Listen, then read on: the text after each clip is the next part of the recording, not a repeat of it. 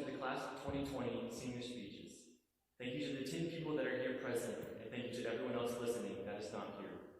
Having the opportunity to be educated at Eastwood Christian School has been such an adventure, and I am truly blessed to have met such good teachers and friends along the way. If you know anything about me, then you know that I love playing sports and competing. If you know anything else about me, you know that I like to run and that I've competed many years in cross country for Eastwood. Cross country was the first sport I ever competed in for Eastwood back in 5th grade. I ran every year from then on, getting better and better and working harder and harder. Cross country has taught me so many things about life and school and gave me a way to make many lifelong friends. One thing I love most about running cross country is the journey from the beginning of the season to the end. At first, you are slow and you get tired fast, and every practice seems impossible. By the time the first race comes, you feel somewhat prepared, but never in the shape you hope to be in.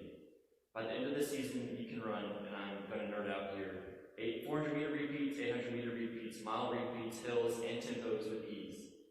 And you are able to look back at where you came from and feel a sense of accomplishment, knowing that you could barely run 3 miles to begin with. This is what I'm able to do now with my high school education. I'm at the end of a long season, and I can feel the sense of accomplishment looking back to where I started and knowing how hard I worked to get here. The hard, boring, and seemingly useless homework and classwork every day taught me patience and perseverance, just like the hard and monotonous practice of running did. You have to practice and work in order to succeed at what you're trying to do. Another thing cross country has taught me, along with school, is how to deal with the pressure of being part of a team and having people depend on me. In cross country, there's an individual place and a team place. Every team has 5 runners, and their places are added up together to get their total score, which is why there's a saying in cross country that goes, "You're only as good as your last runner." It is very hard for one person to carry a cross country team, and every person on that team is important. I have been runner 1 through 5 on my team, and each position comes with its own pressure.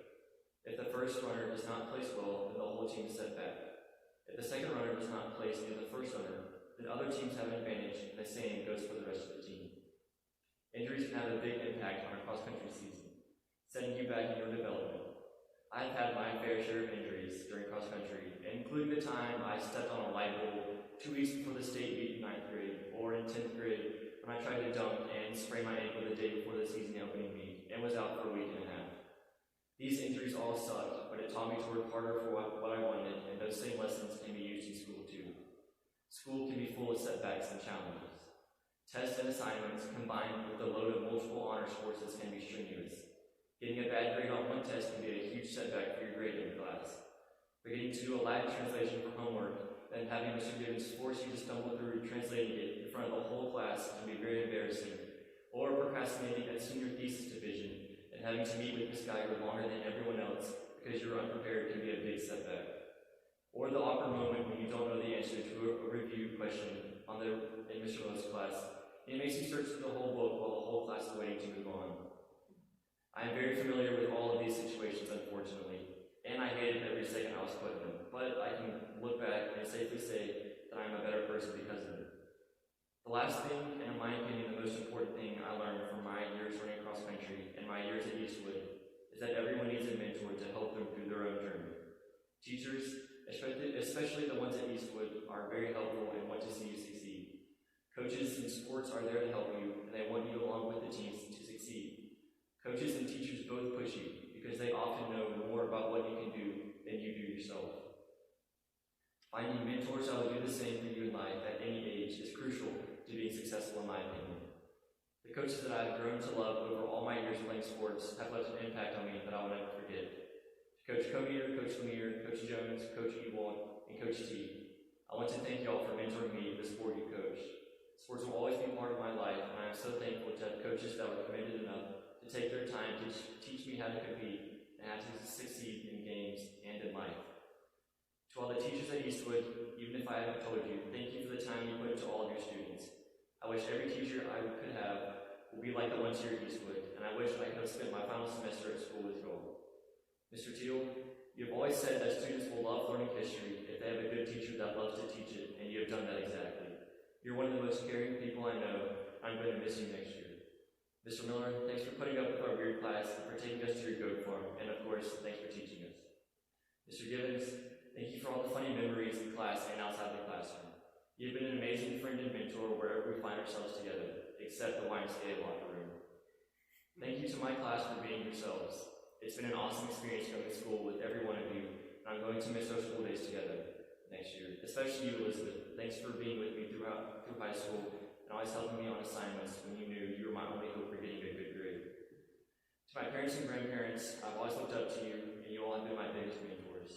Thank you for being there for me, and I'm sure I don't express it enough, but I love all of y'all very dearly. I'm going to miss seeing you next year. Dad, you've been my favorite coach and the godliest person I know. You're also the hardest working person I know, and you have taught me on so much on how to lead a family and how to be a man, and I hope to be half the man you are when I grow up.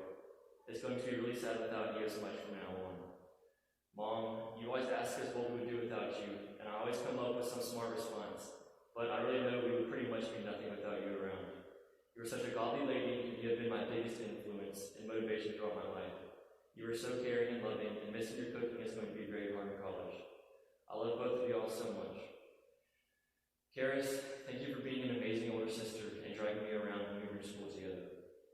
I miss not seeing you very much anymore, but that will never change how much I will care and love for you. You're the best. If I could leave you all with one thing, whether you're still in school or out, it would be this. Everyone has someone that they look up to, and most of the time there is someone looking up to you. Be aware of younger people who watch you and set an example of kindness and hard work. Be there for people who need you, and you might find out that you need them more. Be a good mentor to the people below you, and find good leaders above you to be your mentors through life. Thank you.